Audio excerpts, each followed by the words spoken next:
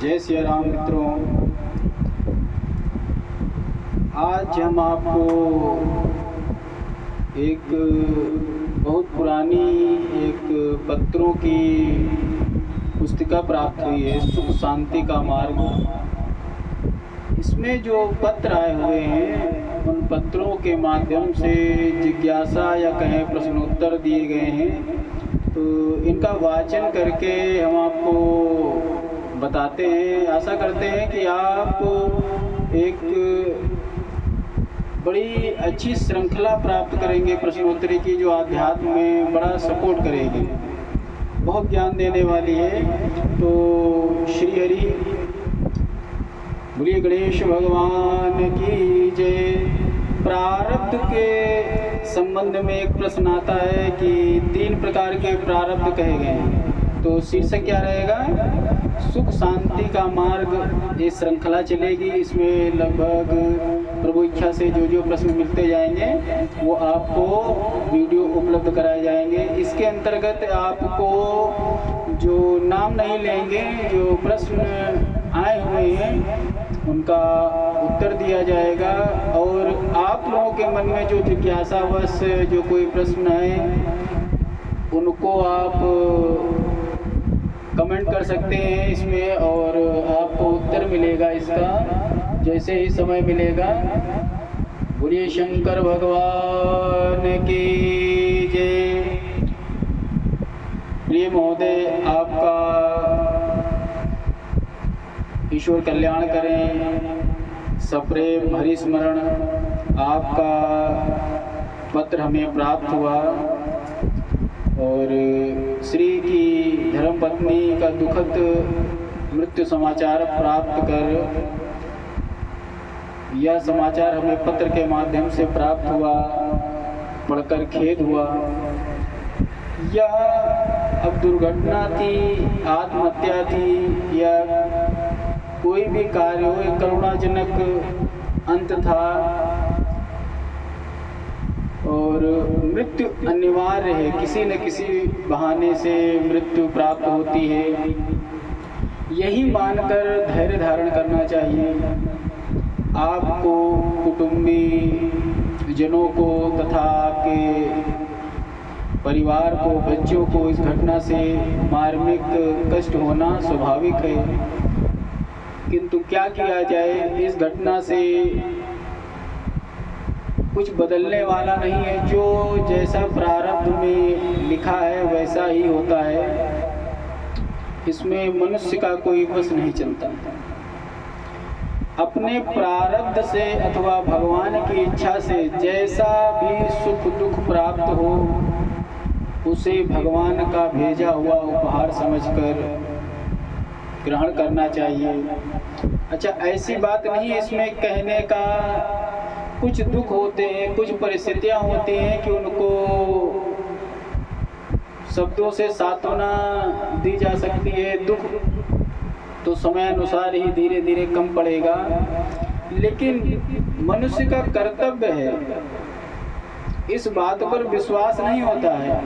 अनुकूल हो या प्रतिकूल, जो कुछ भी हो रहा है वह ईश्वर की इच्छा से हो रहा है।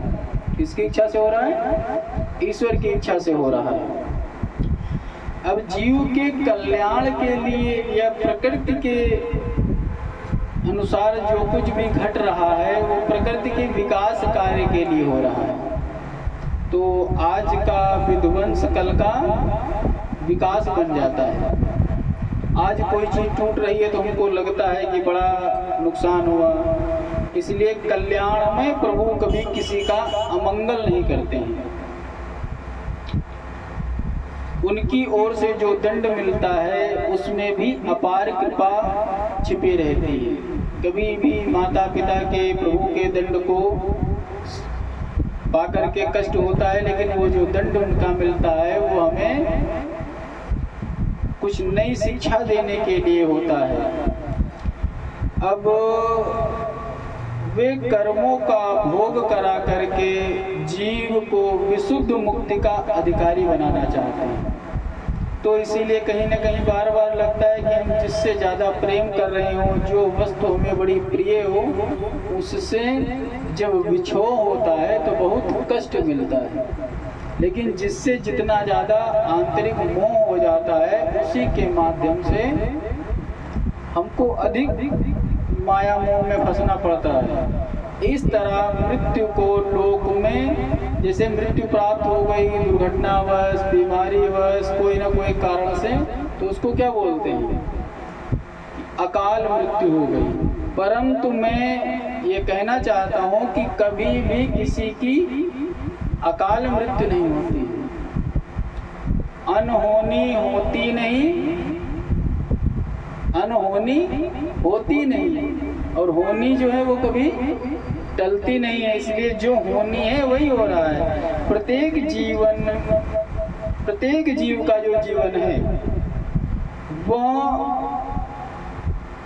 उसके जन्म के समय निश्चित हो जाता है कि कब मृत्यु होगी। जिसका जिस दिन जैसे जन्म हुआ वैसे ही समझ लीजिए कि उसी दिन उसकी मृत्यु निश्चित हो गई। जो प्रोडक्ट बनता है, कभी देखा है तो उस पर MFD मैन्युफैक्चरिंग डेट और एक्सपायरी डेट दो लिखी रहती है, नहीं लिखी रहती? लिखी रहती, नहीं लिखी रहती? तो जिस दिन जो चीज़ बनी है और किस दिन ये ख़त्म होगी, तो ये निर्माता ही बता सकता है ना। तो हमारा जो क्रिएटर है वो कौन है? गॉड है, भगवान है, आदि गुरु शिव शंकर है। तो जब हमें बनाते हैं तो हमारा जो बनाने वाला है वो हमको मिटाने वाली डेट भी जन्म के साथ ही नियत हो जाता है। इसलिए वह समय जब आ जाता है तभी मृत्यु होती है। अब इस मृत्यु को काल मृत्यु कहिए ना, अकाल मृत्यु नहीं कह सकते। सुख दुख मृत्यु जितने भी भोग हैं वे सब हमें प्रारब्ध के फल के स्वरूप में ही प्राप्त होते हैं। सब प्रारब्ध है, और प्रारब्ध का भोग भी 3 प्रकार से होता है। कैसे होता है? या उसके कह सकते हैं 3 भेद हैं। प्रारब्ध कैसे मिलेगा?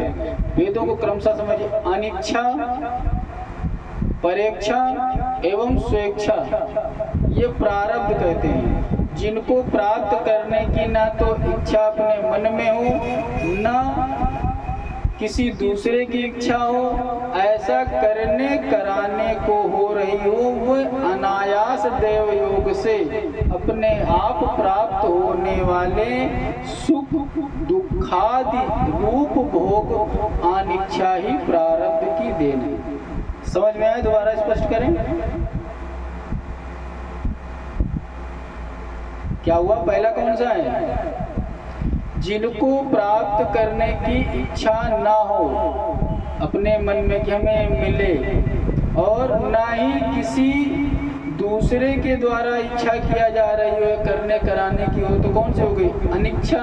जिसको प्राप्त करने की हमें इच्छा ना हो, और परीक्षा ना कोई दूसरा ही हमें उसे प्राप्त करवाना चाहता हो। और तीसरा क्या है? अनायास देव योग से अपने आप प्राप्त होने वाले। तो ये कौन सा हो गया? स्वेच्छा। तो सुख दुख रूप जितने भी हैं ये अनिच्छा प्रारब्ध की देन है। दूसरों की इच्छा से प्राप्त होने वाले सुख और दुख परीक्षा प्रारब्ध के फल हैं। स्वयं इच्छा करके प्रयत्न करने पर भी जो सुख और दुख उपलब्ध होते हैं वो क्या है? वो स्वेच्छा प्रारब्ध बन जाते हैं। इस धारणा के अनुसार यदि उसके शरीर का यह दाह असावधानी के कारण अथवा बिना जाने हो गया हो, तो हमारे वो प्लान में तो था नहीं। हमारी ना इच्छा थी, ना अनिच्छा थी, ना स्वेच्छा थी। जो आकस्मिक घट गया तो उसको अकाल कह देते हैं। हमें हमारे टाइम टेबल में नहीं था, तो हमारे समय सूची में वो नहीं था, तो क्या हो गया? वो अकाल हो गया। और जो हम अपना समय निर्धारित करें उसके अंतर्गत फल प्राप्त हो, तो वो हमारे कालवश मिलते हैं। करें आज पेड़ लगाए हैं, कालवश समय गुजरेगा और फल मिल जाएगा, और न मिले तो अकाल होगा। आकस्मिक हो गया। तो इसी धारणा के अनुसार शरीर का यह दाह असावधानी के कारण अथवा बिना जाने से हो गया, यानी दुर्घटना हो गई, चोट चपेट मृत्यु आ गई, तो यह अकाल मृत्यु न कहकर अनिच्छा प्रारब्ध भोग मानना चाहिए। अपने किए हुए पूर्व संचित कर्मों में से जो कर्म फल देने में उन्मुख होते हैं, प्रायः उन्हें ही प्रारब्ध का नाम दिया जाता है। यह प्रारब्ध पूर्वोक्त प्रकार से अनिच्छा, परीक्षा और स्वेच्छा तीनों में किसी भी प्रकार वो आकर के हमारे सामने प्रकट हो जाएगा और उसे हमें भोगना ही भोगना है। परंतु जैसा कि लिखा गया है लेटर में आपके कि आने वाली मृत्यु को हम स्वेच्छा फल प्रारब्ध कह सकते हैं, कि हो सकता है अपने आप पर लापरवाही की गई हो, कि गाड़ी खूब तेज हम चला रहे थे और गए स्वयं जाके लड़ गए, तो एक तरीके से आत्महत्या हुई। दुर्घटना जो अपने द्वारा कारण से की जाए तो आत्महत्या मानी जाएगी, या हम कोई काम लापरवाही से कर रहे हैं उसके कारण मेरे प्राण चले जाए, या कहीं जाए कोई फांसी लगा ले, या कोई जाए सुसाइड कर ले, तो ये आत्महत्या लगेगा। तो स्वेच्छा प्रारब्ध का फल कह सकते हैं। एक बात ध्यान देने की और है, क्या है, मृत्यु चाहे स्वेच्छा प्रारब्ध से हुई हो या अनिच्छा प्रारब्ध से हुई हो, उसमें जो निमित्त बन गया अग्निदाह वो शास्त्र दृष्टि से अच्छा नहीं है। यहाँ पे प्रश्न आता है, आग में जलने या पानी में डूबने आदि से होने वाली मृत्यु को अपमृत्यु कहते हैं। इससे जीव की सद्गति में बाधा पड़ती है। अनिच्छा प्रारब्ध से होने वाली अपमृत्यु पाप का फल होने पर स्वयं पाप रूप नहीं है, परंतु आत्महत्या का जो फल है वो पाप होना कहा गया है। वो तीनों प्रारब्ध हो रहे हैं, उसमें अकाल मृत्यु तो हुई है, लेकिन स्वयं फांसी लगा लेना, स्वयं जल में डूब जाना, स्वयं अग्निदाह कर देना, यह आत्महत्या पाप का फल है और इसके साथ साथ स्वयं एक महान पाप है। इसीलिए आत्महत्या से बचना चाहिए। शास्त्रों में अपमृत्यु दोष के मुक्ति के लिए विधि पूर्वक नारायण बलि कराने की आज्ञा दी गई है। साथ ही गीता श्रीमद् भागवत के पाठ से दुर्मृत्यु जनित दोष की निवृत्ति हेतु मृतात्मा की सद्गति के लिए श्राद्ध आदि कर्म करे जाते हैं, क्योंकि आत्महत्या का फल बड़ा भयंकर बताया गया है। आत्महत्यारों को नरक के उस अंधकारमय गर्त में गिरना पड़ता है जहां कभी सूर्य के दर्शन नहीं होते। यजुर्वेद में क्या लिखा गया है, असूर्याणाम ते लोका अंधेन तमसा